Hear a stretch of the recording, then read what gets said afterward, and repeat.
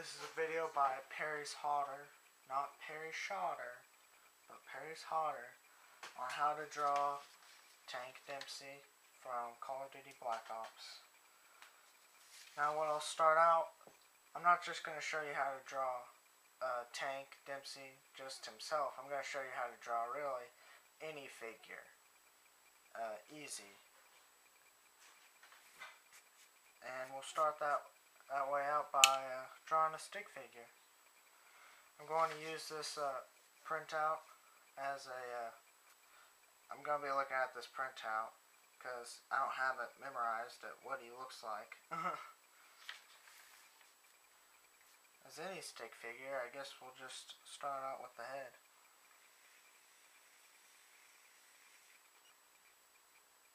Now when you draw the neck, kind of do it at the back.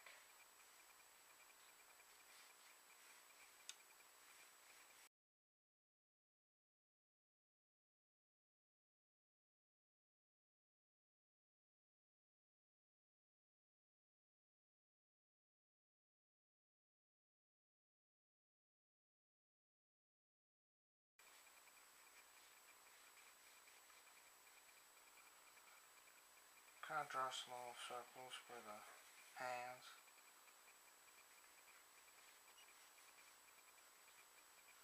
And sketch out a pistol right here. Now, you're not ever going to get pitch perfect the first time. So if you find yourself having to go back and erase stuff, that is completely fine. I mean, that's just great. That's how you are. So now you got your stick figure drawn out. You know how his pose is. Now, if you can't draw anything beyond a stick figure, this is going to be hard for you. Because you're going to need to know how to draw shapes. Not just two-dimensional shapes, but three-dimensional. And if you have a hard time drawing those, then you need to practice your shapes. You need to practice squares, and you need to practice two-dimensional shapes and three-dimensional shapes. Because how else are you going to get better if you really want to draw? So of course for joints, we're just going to use ball points. Like over here, this is completely okay to erase. Completely okay. It's not a mistake. I'm just sketching him out. I don't think there's ever such thing as mistakes in art because art is never perfect. And when art is perfect, it's boring. So there's no such thing as a mistake.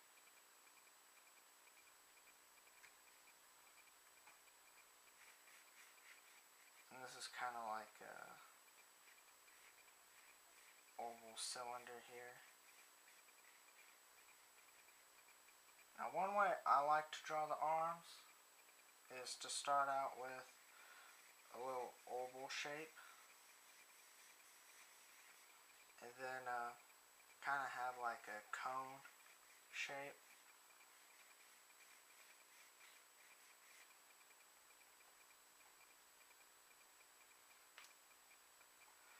And over here, this is called foreshortening. That means you see my arm, it's long ways. It's not foreshortening. If you see my arm right here, this is foreshortening. You see my arm, it looks short and everything.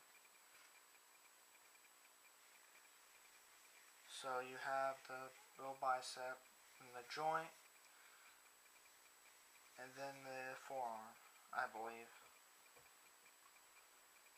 I guess that don't really matter that much because it's going to be covered by his clothes anyway, but just thought I'd tell you.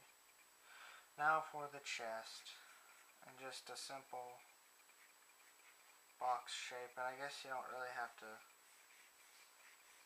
draw it out too much considering most of his body's just in the way. Like I'm just drawing around the arm, and really, if you're a beginner, not you're okay at drawing, you probably just want to go ahead and trace it.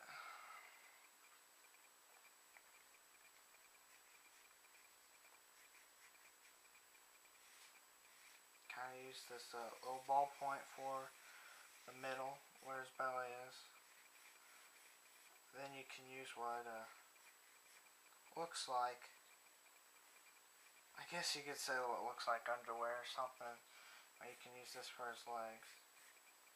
Another ball joint. And then for his calf, I do the same way on his forearm. If you notice.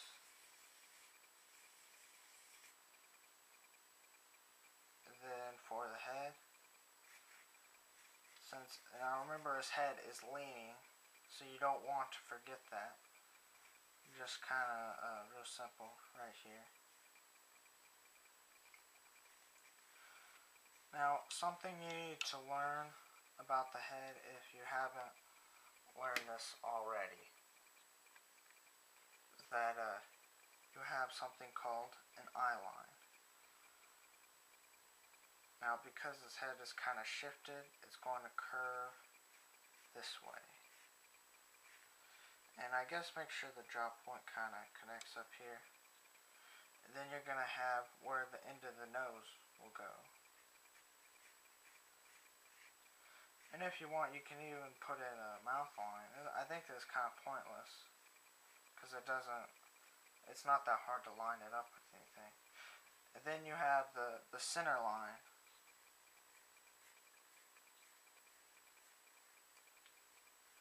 The reason you have all these lines is so your face will be proportional. Because, for one thing, you have the center line because you know where the center of the mouth is going to be. And you know where the center of the nose is going to be. And also, because the eye line and the nose line is where the ear is going to be. Of course, if you even want to go as far as putting a line where the eyebrows go, you can. And that's good because that's where the tip of your ear will go. So when you're sketching out his ear, it will curve up a little bit, starting at the jawline. And then it will connect. Because if you notice, he has a connecting earlobe.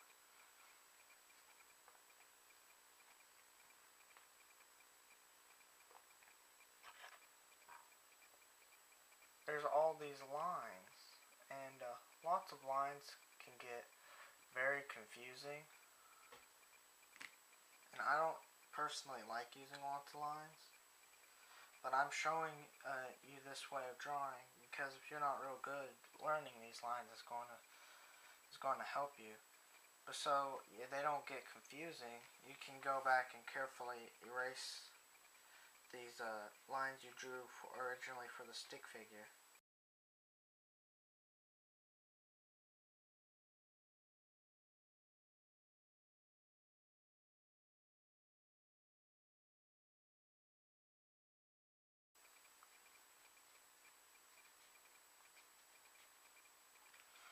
So it looks a bit better and a lot cleaner.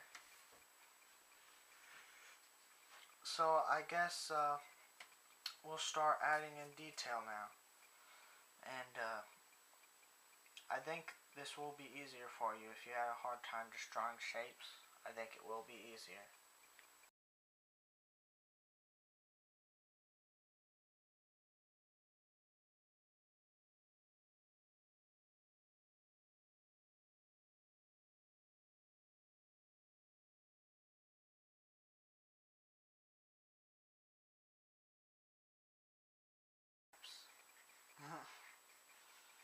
Definitely can't forget those.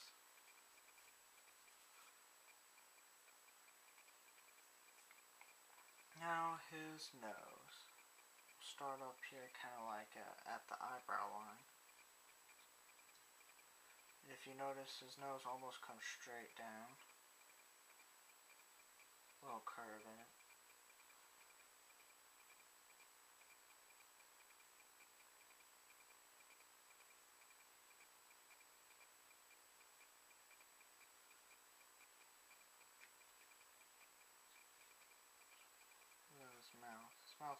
to be a little bit higher.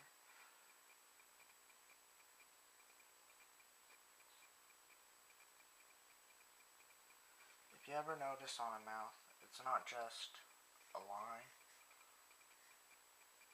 It kind of curves in like this. I mean, and some variate, they kind of are more curvy, some are more pointy. You just gotta pay attention to those details. And upper lip is kind of shaded.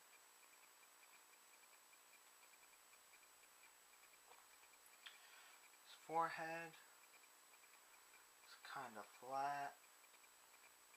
Now if you notice over here, when a face is looking to the side, it's going to stop kind of where their eyebrow is at. It's going to go in where their eye is at. Say this is their eye, here's their nose. And then their cheek is going to come out here and it's going to come down to the jaw. So pay attention to that. It's going to go in. This is also good for teaching you how to draw faces.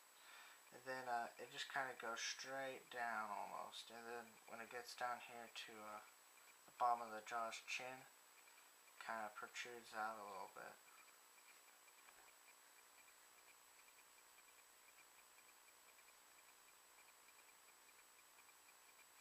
Some detail in the ear.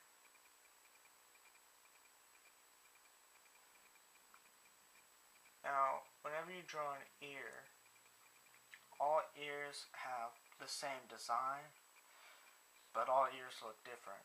Like the little part that's right here may be lower or higher, just depending on the ear. And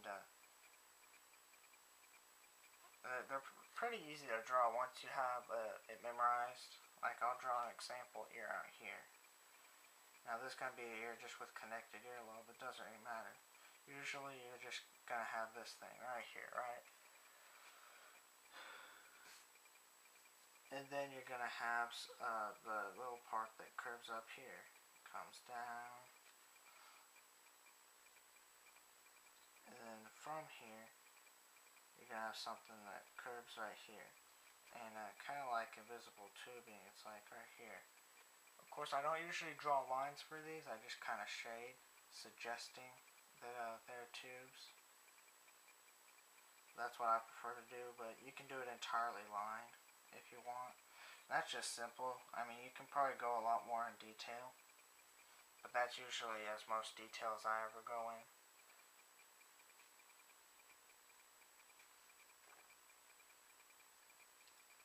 And you may want to do something called line quality, where you make the line really thick to suggest shading or just for stylized reasons. So I'm going to make some of the lines really thick in this here to suggest shading.